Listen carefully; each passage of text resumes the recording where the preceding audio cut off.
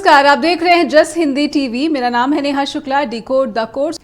अपनी फिल्म गदर 2 की सफलताओं से सनी देओल 7वें आसमान पर है। यहां तक कि उन्होंने ऐलान कर दिया है कि वो अब राजनीति को अलविदा कह देंगे। ये अलग बात है कि सनी देओल को गुरदासपुर की जनता ने चुनाव के बाद कभी देखा तक नहीं।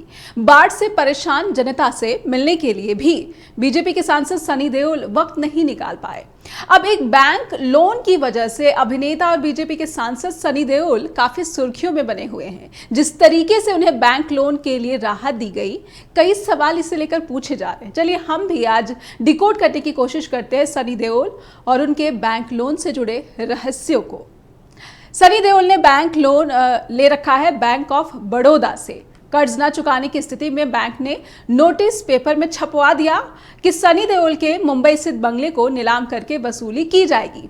बैंक ने नोटिस में कहा कि पंजाब के गुरदासपुर से सांसद सनी देओल दिसंबर 2022 से बैंक ऑफ बड़ौदा के 55 करोड़ 99 लाख का कर्ज भुगतान नहीं कर रहे हैं, इसलिए उनके गिरवी रखे बंगले की ई नीलामी की जाएगी।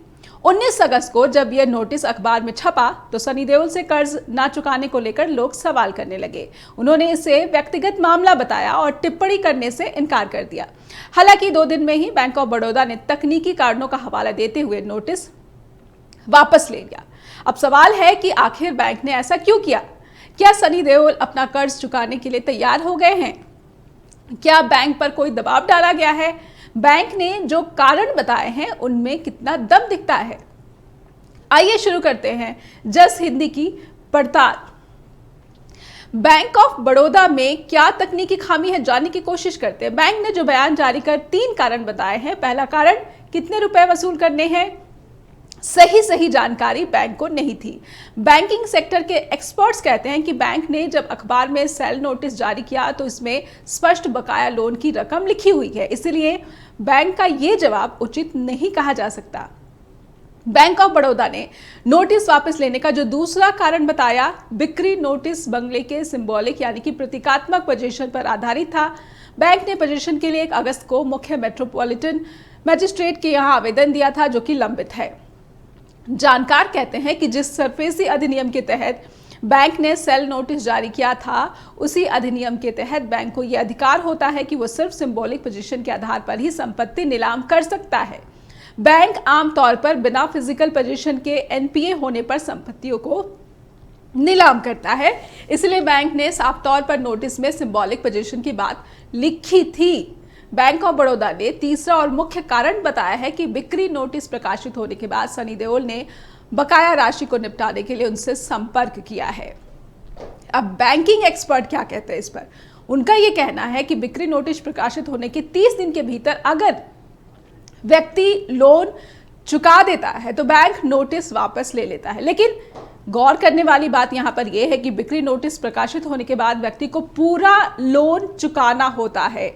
अगर नोटिस में 56 करोड़ रुपए बकाया है तो उसे उतने ही रुपए बैंक को एक साथ चुकाने होते हैं, तभी संपत्ति की नीलामी रुकती है। सवाल है कि क्या सनी देओल ने करीब 56 करोड़ रुपए का कर्ज बैंक को चुका दिया है?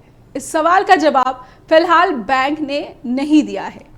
एक बात साफ है कि सनी देओल के जिस बंगले को बेचने का नोटिस बैंक ने 19 अगस्त को जारी किया था, उससे पहले बैंक की तरफ से कई बार चेतावनी दी जा चुकी थी। बावजूद इसके सनी देओल ने ध्यान नहीं दिया। कांग्रेस ने इस मसले पर सवाल उठाए हैं। कांग्रेस के नेता हैं मणिकम टैगोर। उन्होंने ट्वीट कर लिखा है कि सनी देओल के कर्ज न चुकाने के बाद बैंक ऑफ बड़ौदा ने उनकी संपत्ति को नीलाम करने का नोटिस जारी किया, लेकिन बैंक को साहब और सनी देओल के रिश्ते का एहसास बाद में हुआ। सवाल पूछा है कि क्या यह सुविधा सिर्फ खास बीजेपी नेताओं और उनके रिश्तेदारों के लिए है? उत्तर प्रदेश में किसानों ने कर्ज नहीं चुकाया तो बैंकों ने बैठक बुला ली और कृषि मंत्री सूर्य प्रताप शाही से शिकायत कर दी। इस पर उत्तर प्रदेश के कृषि मंत्री ने आदेश दिया कि सरकार किसानों का कर्ज माफ नहीं करेगी। बैंकों से कहा गया है कि जिन किसानों ने अपना लोन नहीं चुकाया है उनसे तगादा करें। तो सवाल ये है कि वो बैंक जो किसानों के कर्ज पर सक्रिय दिखते हैं, वो बैंक जो छोटे और मझोले कारोबार करने वाले व्यापारियों के कर्ज पर सख्त दिखते हैं, नियमों की बातें करते हैं, आखिर यहाँ पर बैंक ऑफ बड़ौदा नियमों से क्या कॉम्प्रोमाइज़ कर रहा है या किसी तरह का दबाव है, लेकिन बैंक की तरफ से जो बातें, जो कारण बताए गए हैं वो भी स्पष्ट कारण और उचित कारण बैंकिंग सेक्टर के एक्सपर्ट जो है वो उसे नहीं ठहरा रहे हैं।